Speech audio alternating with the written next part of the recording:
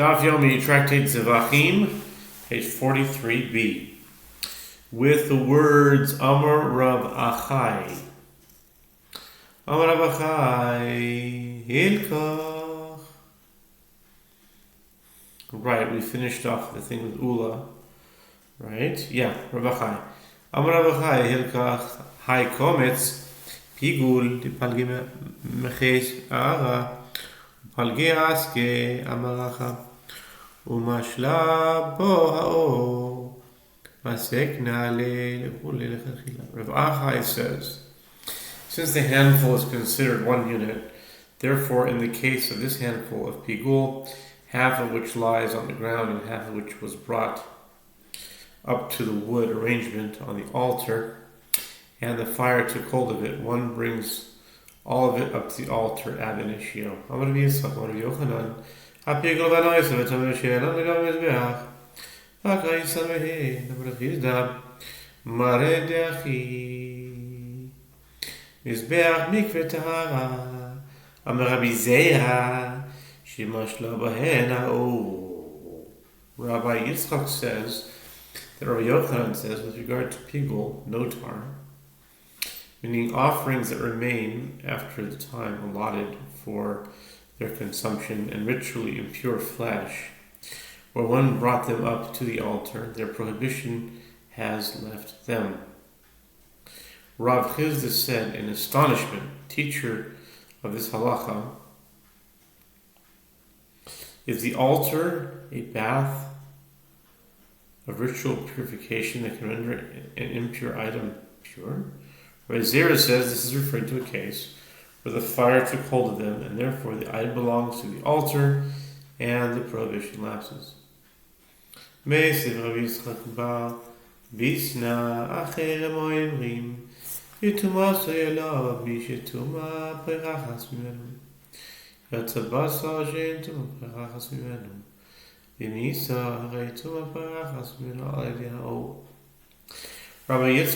Bizna raises an objection.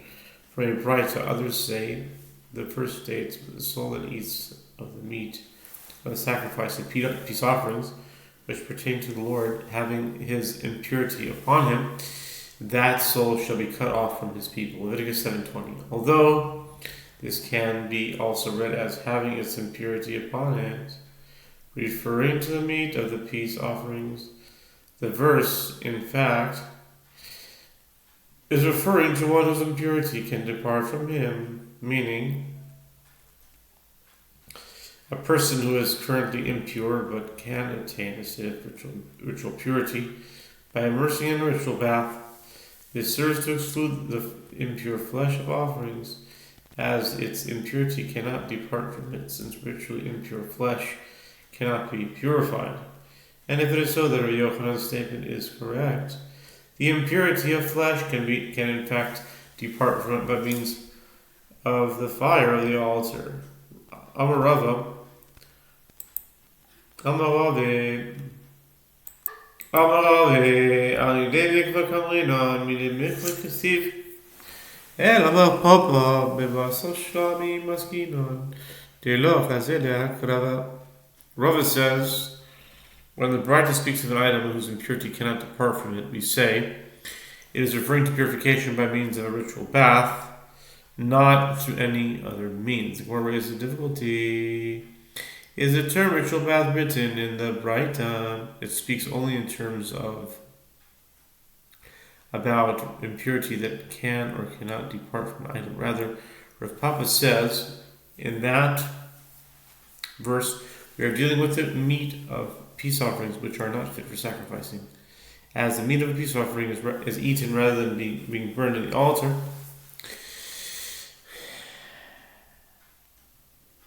therefore bringing it up to the altar does not remove its impurity from it. Ravina ma tumasayla mi shituman parachas minu kishu shalem yotzabasal tavashin tu parachas kishu shalem ela kishu chasal.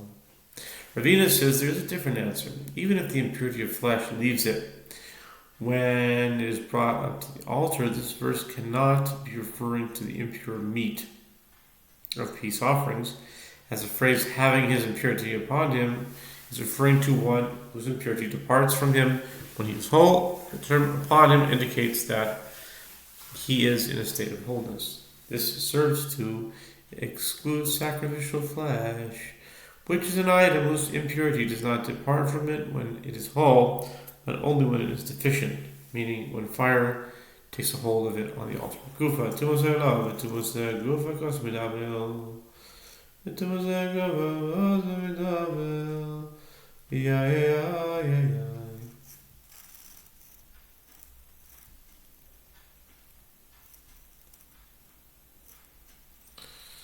Wow.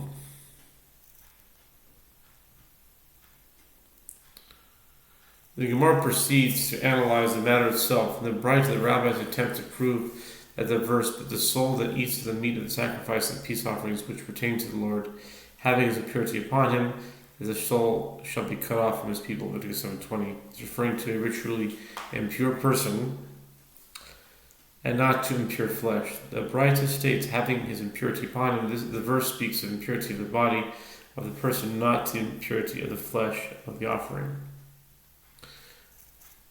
Ata omer v'tumas haguf eino ela v'tumas v'asol nemar kan tumasoi nemar lahalan tumasoi alav or bo ma lehalan tumas haguf akasu b'daber afkam v'tumas haguf akasu b'daber. The question may be raised: do you say it is dealing with impurity of the body, or is it speaking only of impurity of the flesh?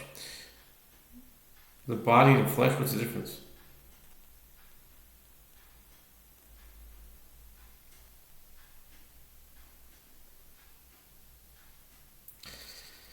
As it is suggested by the fact that the term meat is masculine, matching the masculine pronominal suffix that attached to the word impurity, which the word for soul is feminine. The answer is that here it is stated having his impurity upon him, and there is stated whoever touches the dead, the body of any man that has died, and does not purify himself, he has defiled the tabernacle of the Lord, and that soul shall be cut off from Israel, because the water of sprinkling was not sprinkled upon him. He shall be impure, his impurity is upon him. Numbers 19:13. Just as there, the verse is speaking of impurity of the body, so to here, the verse is speaking of impurity of the body.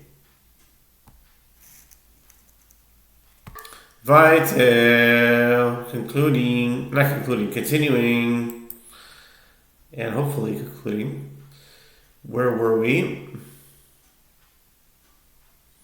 I think we were... I'm going to start with a few lines above just to make sure. In the words gufa. I've probably said this already, but I'll just start from the gufa. V'tumato alav b'tumat haguf hakatuv medaber. The Gemara proceeds to analyze the matter itself, and the Braita the rabbis attempt to prove the verse, but the soul that eats of the meat of the sacrifice of peace offerings which pertain to the Lord, having his impurity upon him, that soul shall be cut off from his people. Leviticus 7:20 is referring to a ritually impure person and not to impure flesh. The Braita states, having his impurity upon him, the verse speaks of impurity of the body of the person, not the impurity of the flesh of the offering. Yeah, I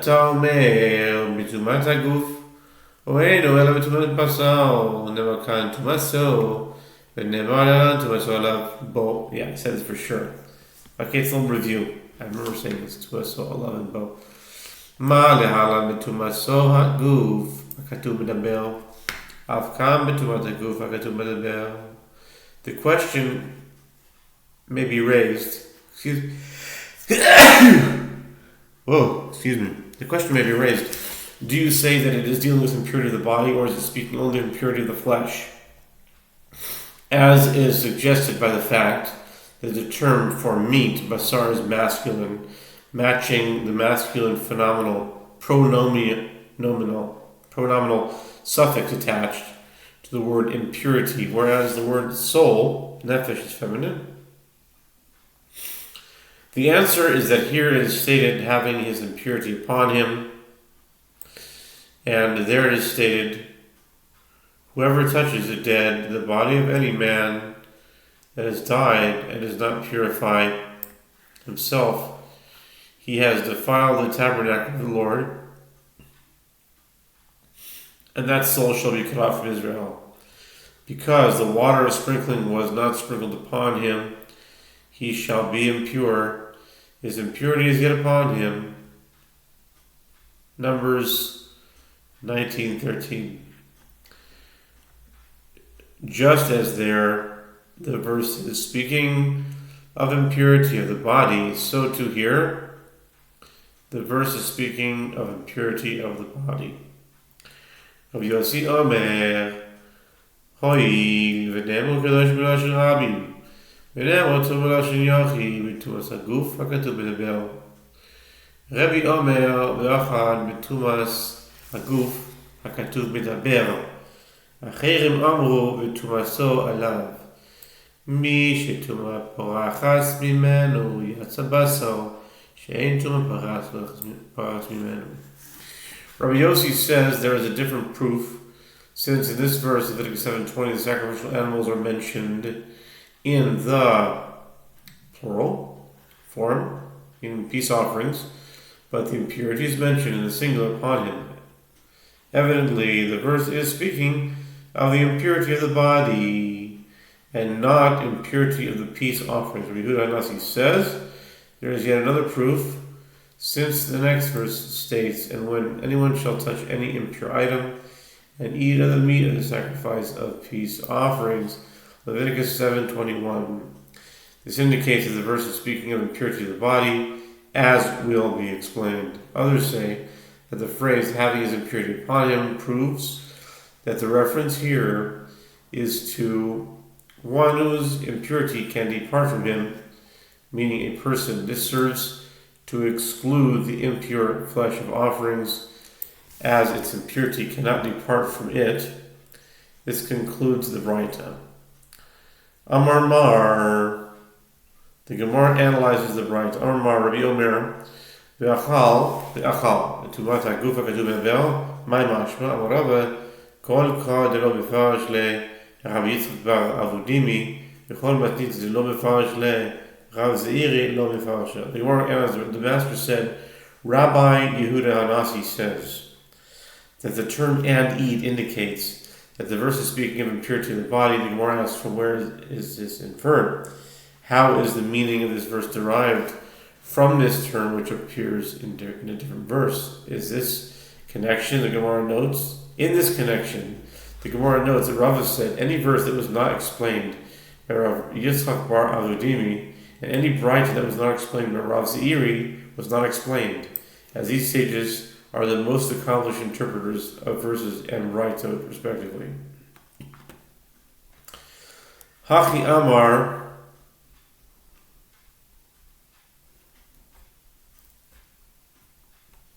Rav Yitzchak bar Avudimi, Hoy lo betach katuv alashon nekeva v'sim alashon nekeva.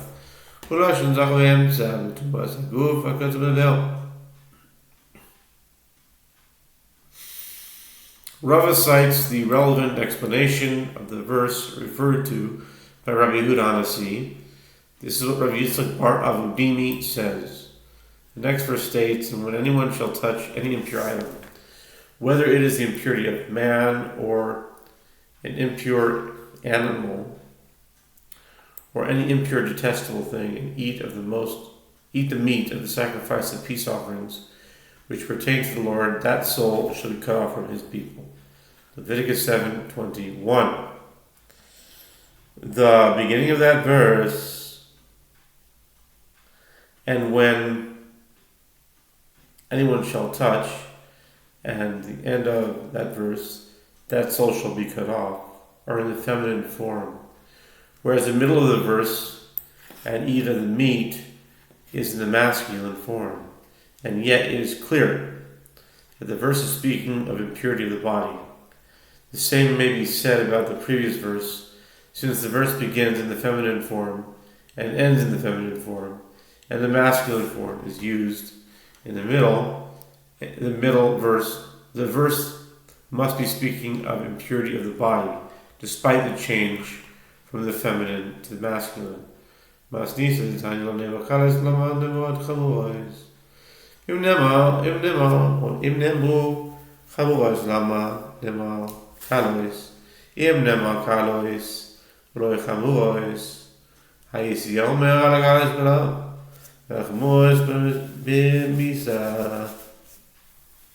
לקח נאמר חמורויס אם נאמר חמורויס ולא נאמר קלויס הייסי אוימל על חמורויס יחייב ועל קלויס יפרטו לקח נאמר קלויס. The Gemara cites the Braita alluded to by Rava, although which the interpreted prowess of Razairi is demonstrated. This Braita also discusses the topic of eating consecrated food while in a state of ritual impurity, as it is taught in Braita. If the lenient are stated, why are the stringent stated? And if the stringent are stated, why are the lenient stated? If the lenient were stated and not the stringent, I would say, for the lenient, one is liable to receive lashes for violating a prohibition, and for the stringent, one is liable to be punished with death at the hand of heaven. Therefore, the stringent are stated. And if the stringent were stated and the lenient were not stated, I would say, only for the stringent should one be liable to receive a punishment, but for the lenient, one should be entirely exempt. Therefore, the lenient are stated, they're both stated. Therefore, the lenient are stated. This concludes the Braita, the meaning of which is opaque. My kalos, my chamuros. The Gemara asks, what are the lenient and what are the stringent? It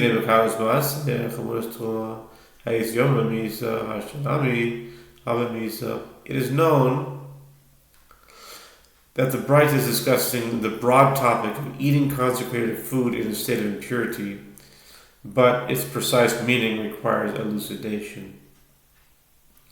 If we say that the lenient is referring to the consumption of the second tithe, while what is impure, the stringent is referring to the partaking of truma, the portion of the produce designated for the priest in a state of impurity, how can the Braita say that, had the Torah stated only the prohibition against eating second tithe, I would incorrectly have said that one who partakes of truma is liable to be punished with death at the hand of heaven.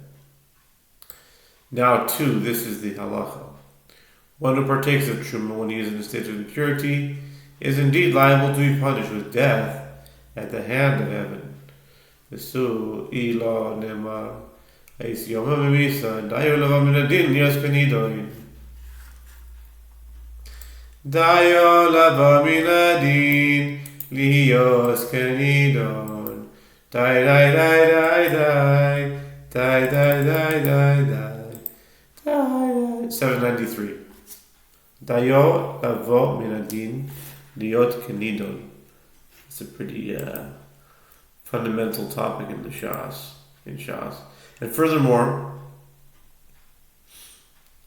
it is correct to say, and if the Torah had not stated the stringent case of Truma, but only the lenient case of second tithe, and I would learn the halacha in the stringent case from the halacha in the lenient case by the way of an a fortiori inference, I would say that the punishment in the stringent case is that of death at the hand of heaven.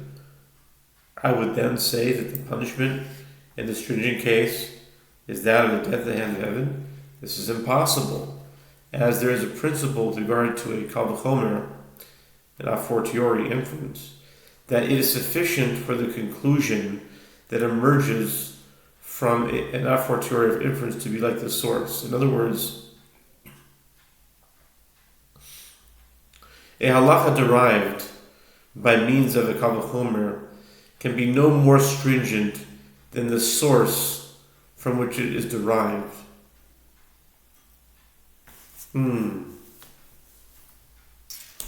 You can't go more than the heavy part. In this instance, if an impure person who eats the second tithe, is flogged for violating a prohibition, In the punishment for taking truma in a state of impurity, we're not saying there could be no more severe than that.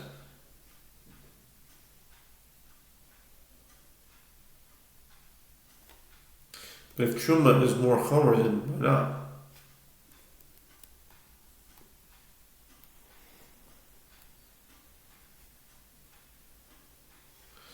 Elokalois, tumas sheres kalois.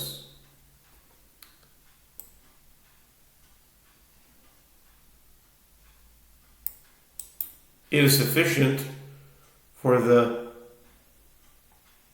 conclusion that emerges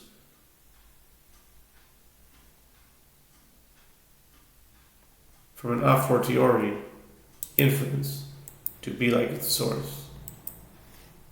That is the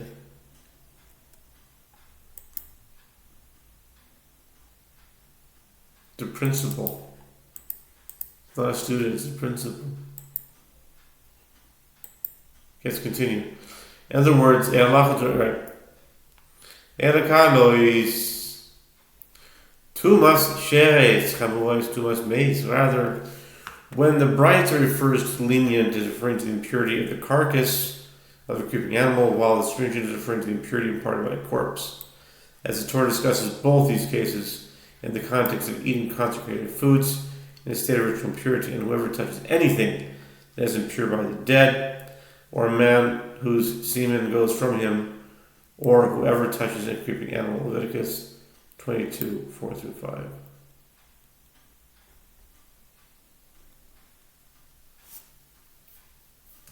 Uvemai betchuma idividi hamisa besur lekach nemu chamurois debelav hamisa hi bimlo nemal haithiomel bemiso daya lavo minadin lios kenidon. The Gemara asks, but if so, to what food is this referring? If it's referring to partaking of truma, both this one who was rendered impure by the dead and that one who was rendered impure by a creeping animal are liable to be punished with death at the hand of heaven, no matter how he became impure. If he partakes of truma in a state of ritual impurity, he is liable to be punished with death. And furthermore, for the wages of sin is death. And furthermore, how can the writer say, therefore the stringent are stated, meaning to teach that one is liable only to be flogged for violating a prohibition, and not to be punished with death. After all, one who partakes of truma, when impure, is in fact liable to be punished with death at the hand of heaven. Consequently, the references to stringent and lenient cannot be referring to the partaking of truma. V'ibach is ma'aser, and if the bright is referring to the eating of the second time, this too is difficult. And this concludes Zevachim 43. Wow. So go down the books.